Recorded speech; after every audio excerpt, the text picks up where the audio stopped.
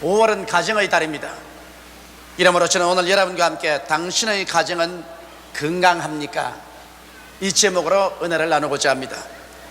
생존 경쟁에 시달리고 지치고 혹은 상처 입은 인간은 따뜻한 사랑과 이해와 동정과 치료가 있는 훈훈한 가정의 품을 모두 다 그리워하게 되는 것입니다. 가정은 우리를 치료하고 휴식을 주며 내일에 대한 희망과 용기를 주는 가장 아름답고 그리고 가장 친밀한 삶의 보금자리요 운명 공동체인 것입니다. 그러나 현실은 그렇지만은 않습니다. 많은 갈기갈기 찢기고 상처투성이가 된 가정이 날이 갈수록 많아지고 있습니다.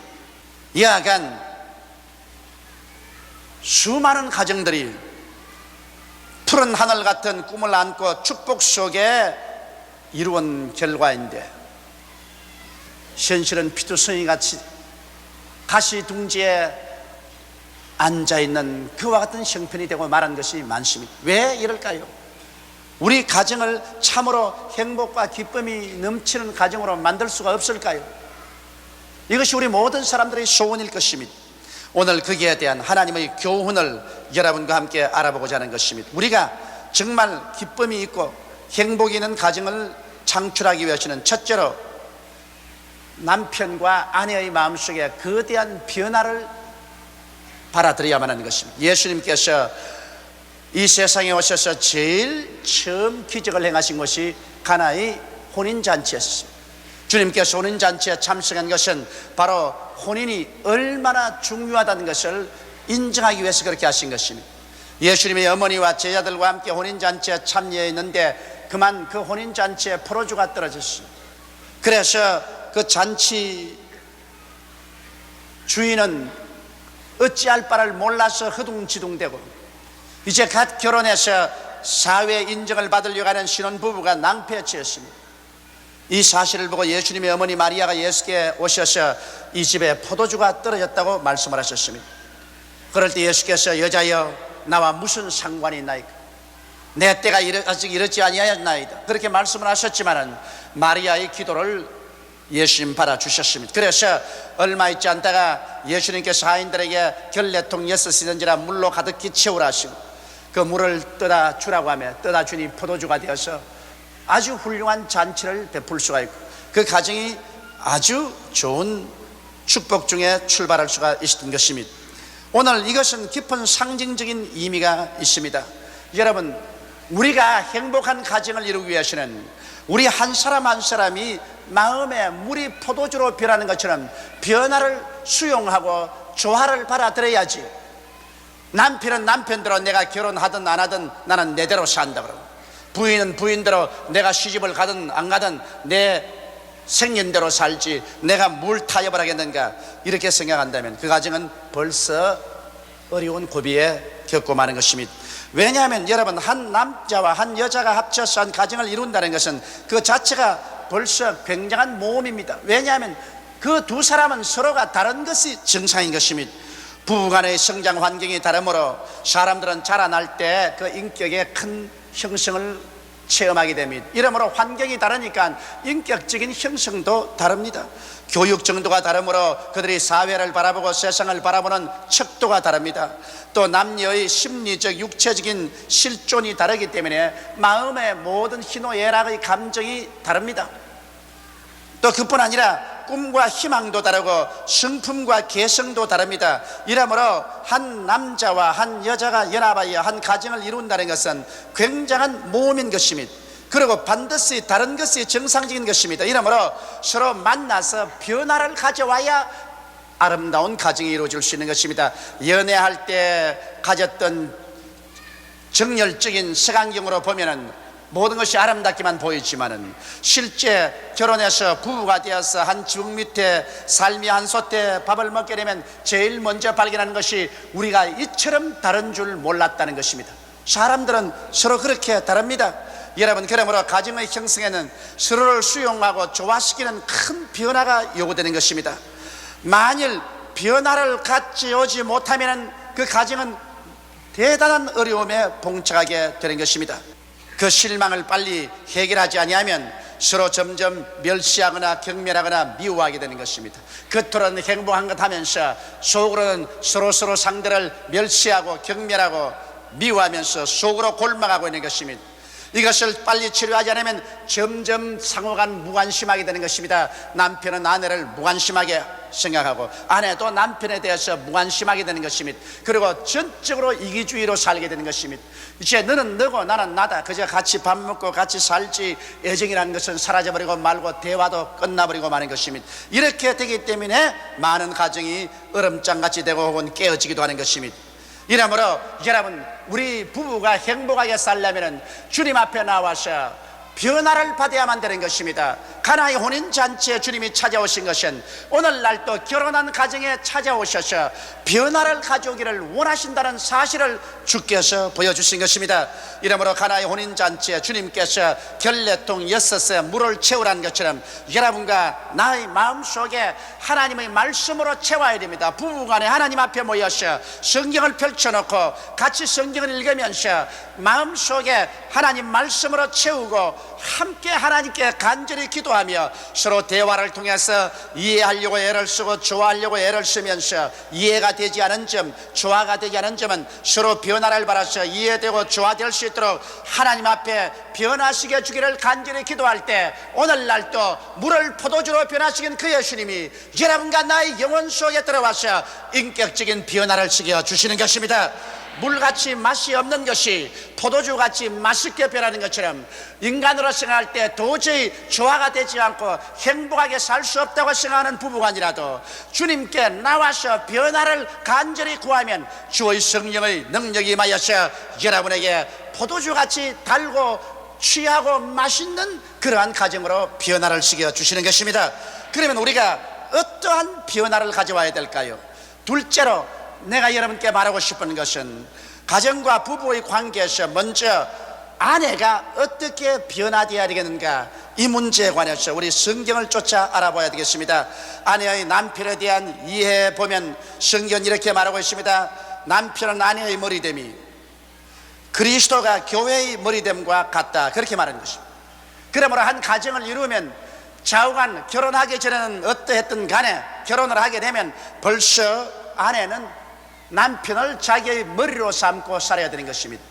이러므로 한 가정을 이루면 아내가 어떻게 변화되어야 되겠는가, 이 사실을 아내는 깊이 성경을 통해서 생각해 봐야 하는 것입니다. 성경은 말하기를 교회가 그리스도에게 하듯 아내들도 남편에게 복종하라고 말했었으므로 교회가 그리스도에게 어떻게 복종한 것을 알고 아내들도 남편에게 어떠한 태도를 가지도록 변화가 되었는가, 그것을 깨달아야 할 것입니다. 이 말씀을 들으면서 또한 자매님들은 대단히 귀에 거슬리고 안 입고 생각할지 모르겠지만은, 그러나 그렇게 하나님이 정해놓은 것이기 때문에 눈물과 가시밭길의 가정을 걸어가기 말고 포도주같이 달콤하고 취하는 아름다운 가정을 만들려고 한다면 이 말씀에 귀를 기울여야 되는 것입니다.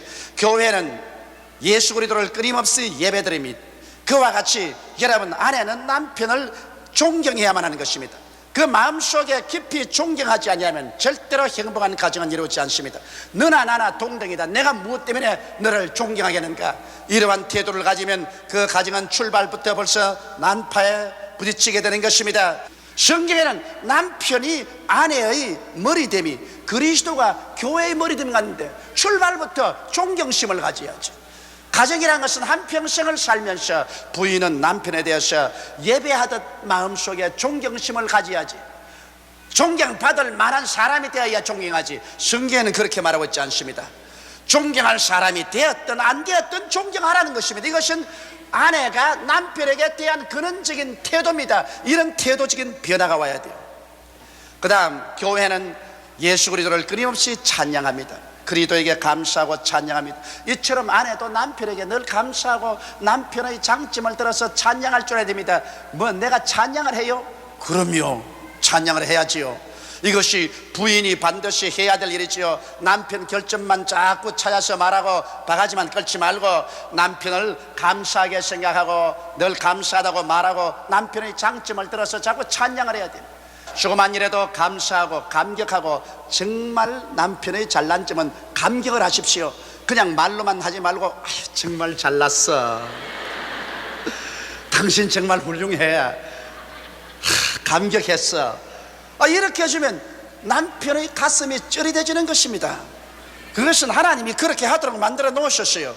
그리고 부인은 남편을 신뢰해야 됩니다. 교회가 예수를 믿듯이 부인이 남편을 믿어야 됩니다. 자꾸 의심을 하고 자꾸 캐물하면 점점 남편은 교활한 사람이 되고 거짓말쟁이가 되어가는 것입니다. 그리고 교회가 그리스도에게 봉사하듯 아내는 남편을 돌봐줘야 됩니다. 여러분, 어떠한 남자도 젊었거나 나이가 많이 먹었거나 모든 남편은 아내에게 어머니의 추억을 찾고 있습니다. 어머니가 어릴 때 진자리 가른자리 말아누이며 손발이 덜할수록 돌봐주는데 이것이 마음속에 깊이 인상박혀 있기 때문에 결혼을 하고 난 다음에도 늘 은근히 내 아내가 어머니처럼 해줬으면 좋겠다, 그런 생각을 가지고 있는 것입니다. 이러므로 진실로 남편을 봉사하고 돌봐주는 부인이 되라는 것입니다. 그리고 남편을 모든 면에 사랑하고 무슨 말을 하거든 복종을 하십시오. 여기 순종이란 말은 하고 싶으면 하고 안 하고 싶으면 안 할 수 있지만 복종이란 말은 무조건 하고 따라가라는 것입니다. 남편이 말을 하거들랑 내 마음에 좀 거슬려도 당신이 옳습니다, 따라가 보지요. 먼저 남편에게 내 지혜를 나누어 주고 총명을 나누어 주고 인원 많이 하고 일단 남편이 결정하거들랑 두 말 하지 말고 따라가라는 것입니다. 자꾸 사사건건이 남편한 말을 탁탁 받고 내 의견을 말하면 그만 남편이 집에서 떠나가고 마는 것입니다. 이러므로 남편에게 복종하는 것입니다. 이야, 조 목사님이 오늘 우리가 노예가 되려고 가르치는가 보다, 그렇게 생각할 부인들이 있을는지 모르겠지만 이것은 조 목사의 말이 아니고 하나님의 말씀인 것입니다. 하나님께서 그렇게 가르치는 것입니다. 하나님이 가정을 지어 놓으시기 때문에 부인이 이와 같은 변화를 갖고 오지 아니하면 절대로 가정의 조화와 수용이 안 된다는 것입니다. 오늘 많은 사람들이 우리 아버지는 나를 그렇게 안 대했는데, 우리 어머니는 나를 그렇게 안 대했는데 내가 시집 왔어, 무엇 때문에 여기 와서 종살이 한단 말이냐, 이렇게 생각한다면 거대한 잘못입니다. 예수께서 물을 변하여 포도주로 만든 것처럼 처녀 시절의 인격은 물이었는데 시집 오고 난 다음엔 포도주와 같이 변화가 되어야 되는 것입니다.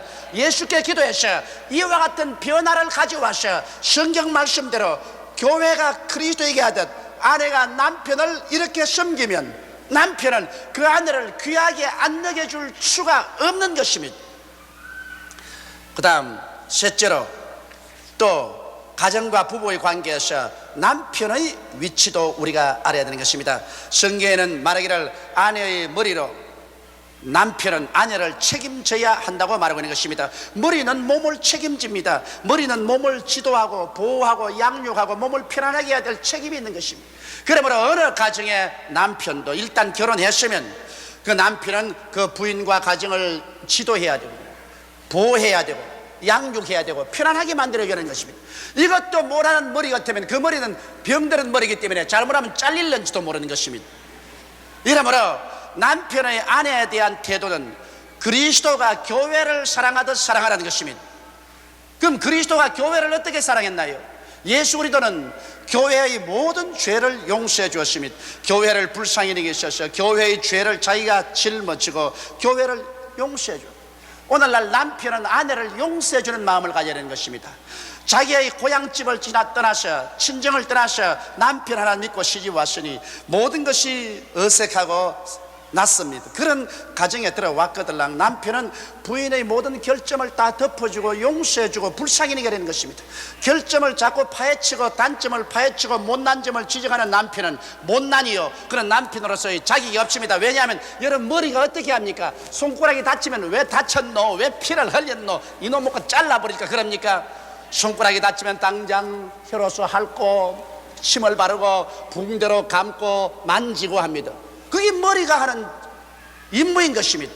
남편은 어떠한 가정에서든지 자기 부인의 결점과 아픈 점을 괴롭히지 말고 죄를 용서해주고 용납해주는 그런 자비의 마음을 가지고 되어야 하는 것입니다. 그리고 남편은 아내와 언제나 화해의 선봉에 서야만 되는 것입니다.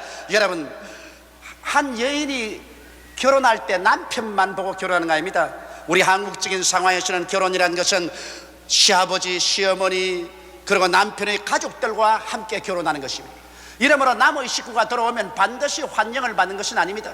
이러므로 어찌하든지 남편이 앞을 서고 뒤를 서서 그 부인과 가족과 화목을 시켜줘야 하는 것입니다.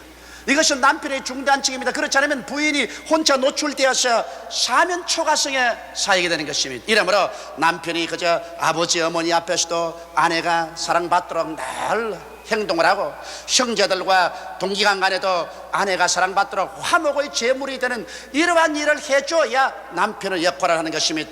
그리고 또 사람이 살자면 서로 마음이 부딪히고 깨어지고 또 서로 상처 입지 않습니까? 그러면 남편이 언제나 먼저 화목을 청해야 돼요. 그리고 남편은 예수께서 교회를 치료한 것처럼 치료해야 됩니다. 이 세상에 상처 입지 않은 사람이 누가 있습니까? 여자는 남자보다 약한 그릇이기 때문에 상처를 입습니다. 그러므로 위로해주고, 상처 있을 때 고쳐주고, 문제를 가졌을 때 같이 짊어지고 그 문제를 해결해 주어야 되는 것입니다. 이것이 남편이 한 역할인 것입니다. 여자는 연약한 가운데서 자기 마음이 상처 있고 고통을 당할 때 이것을 남편에게 말해도 남편이 못 들은 채하고 오히려 남편이 꾸중을 하고 짓밟아 버리면 그때로부터 마음속이 적개심이 생기고 골마지기 시작하는 것입니다.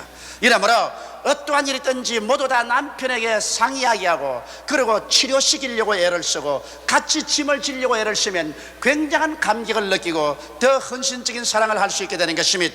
그리고 또 남편은 아내에게 축복이 되어야 돼요. 예수님이 교회를 위해서 저주를 짊어지고 아브라함의 축복을 준 것처럼 아내가 축복을 받도록 해야 되는 것입니다. 그러므로 결혼하고 들어오고 난 다음 남편이 있는 힘을 다해서 자기 힘이 미치는 한도 내에서 아내의 소원을 이루어 줘야 되는 것입니다.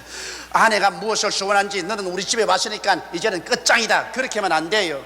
대개 남자들이 거짓말을 많이 했기 때문에 평생을 여자들이 마음속에 원한의 칼을 품고 살게 만듭니다. 그건 왜냐하면 결혼하기 전에 너 우리 집에 결혼하면 교회도 내 같이 따라가주마, 너 결혼하면 학교 공부 시켜주고 말고 공부 시켜주지, 그 결혼하고 나면 너 원하는 거 해주지 해놓고 난 다음 딱 결혼하고 집에 들어오면 여보 나 그러면 이제는 우리 집에 시집 온 거야, 옛날에 연애했다는 말은 다 없어, 공부는 무슨 공부, 잔소리 말고 일이나 해.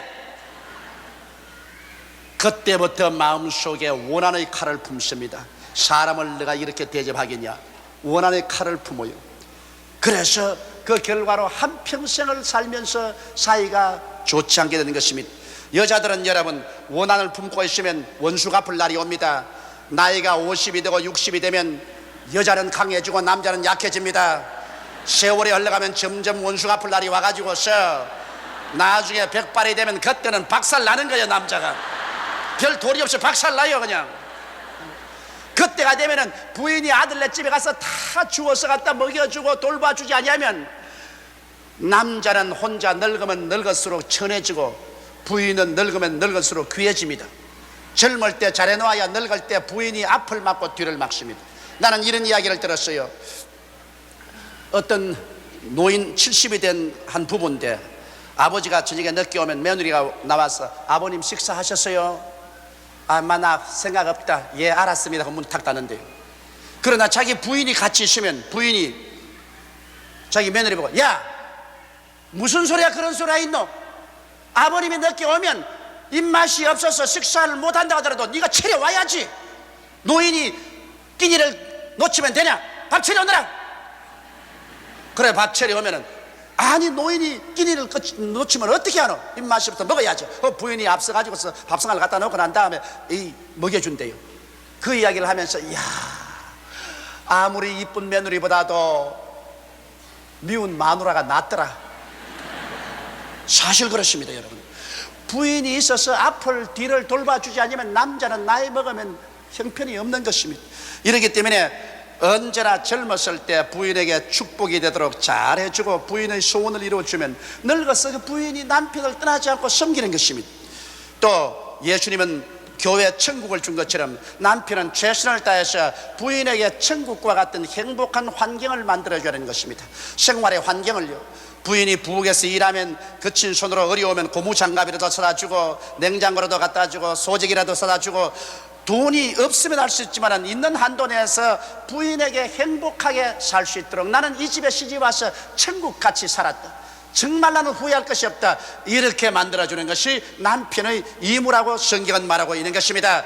부인이 한평생을 살고 남은 것은 티나 주름 잡힌 것밖에 없고 괴제한 몰골로 남게 되면 이것은 남편의 수치입니다. 남편은 그 부인이 시집 와서 마지막 이 세상에서 헤어질 때까지 티나 주름 잡힌 것이 없이 영광스러운 아내로 마음도 활짝 피고 생활도 활짝 피어서 일어나는 그와 같은 아내를 만들어 주어야만 되는 것입니다. 이것이 남편의 본부인 것입니다. 남편이 자기 아내에게 할 일은 하나도 안 하면서 아내에게 일방적으로 요구만 한다면 이것보다 더 이기주의고 비겁한 일은 없는 것입니다. 그렇기 때문에 많은 가정이 깨어지는 것입니다.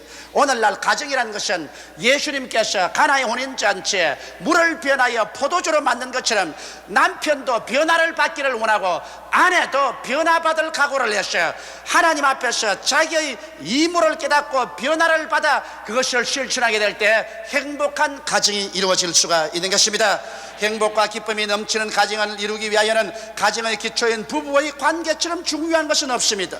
부부의 관계는 다른 어떤 인간관계보다도 더욱 섬세하고 예민한 것입니다. 다른 어떤 인간관계보다 더 서로 이해하려고 애를 쓰고 동정하며 용서하고 사랑하기 위하여 줄기차게 노력하고 나갈 때 하나님께서 같이 하셔서 변화의 역사를 주심으로 포도주같이 취하고 로맨틱하고 맛있고 기쁘고 즐거운 삶을 살 수 있게 되는 것입니다. 나는 어저께 뉴욕에서 한 통의 편지를 받았었습니다. 우리 한국 사회에서는 아주 잘 사는 한 부부인데 제가 전도해서 예수를 믿게 됐습니다. 그 부인이 늘 남편에 대해서 그렇게 100% 만족한 생각은 갖고 있지 않았었습니다. 그런데 예수를 믿고 난 다음에 주님을 영접하고 물이 변하여 포도주가 되었지 그 생애가 변화되었습니다. 남편도 변화되어 버렸습니다. 아내도 변화되어 버렸습니다. 이젠 다 상호간 50이 넘은 노부부의 지경이 이르렀지만 내게 이런 편지였습니다. 목사님, 나는 목사님에게 전도를 받고 예수를 믿고 우리 남편도 구원을 받고 저희 구원을 받고 매일 저녁 목사님의 테이프를 듣고서 우리는 잠을 잡니다. 이제 우리는 서로 변화되고 난 다음 부부간에 나이 50이 넘었는데도 이렇게도 로맨틱할 수가 없습니다. 나는 우리 남편을 쳐다보면 이상하게 마음이 설레고 마음이 흥분이 되고 꼭 젊은 소녀와 같이 로맨틱한 심정이 생깁니다. 왜 이럴까요? 그래서 내가 그 편지를 당장 그 자리에서 답장을 해주십니다. 정말 당신의 편지를 받고 마음이 무척 기뻤습니다. 젊은이들만 로맨틱하게 살라는 법은 없어요. 백발이 되어도 부부간에 서로 쳐다보고 로맨틱하고 살아야지요. 서로 흥분하고 서로 마음이 이상하게 취하고 야릇한 사랑의 감정이 있어야 한평생을 즐겁게 살 수 있지 않겠습니까? 정말 잘했습니다. 계속해서 예수를 믿고 기도하고 성령이 변화시켜서 백발이 되어도 부부간에 로맨틱한 마음을 가지고 사시기를 바랍니다. 당신이야말로 하나님께 축복받은 사람입니다. 이런 편지의 답장을 해주었습니다. 여러분, 이제 뭐 나이 먹은 사람이 젊은이도 아닌데 로맨틱이고 뭐고 그런 게 있을 게 뭐야? 그것은 잘못된 소리인 것입니다. 사람은 몸은 늙어도 마음은 늙지를 않습니다. 이제 내 나이 50이 넘어서도 생각해보니 내 나이는 50이라도 내 지금 심정은 아직까지도 17, 18살입니다. 그러니 어찌 주님께서 같이 하셔서 물을 포도주로 변화시키는 역사를 베풀어 준다면 부부간에 항상 포도주 같은 로맨스를 가지고 살 수 있지 않겠습니까?